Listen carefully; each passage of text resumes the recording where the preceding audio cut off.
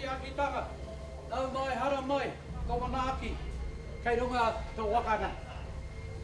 Tuturu waka maua kia tina, tina. Omi e hui e tā. Ia e tamate waiwaina, e tamate maro.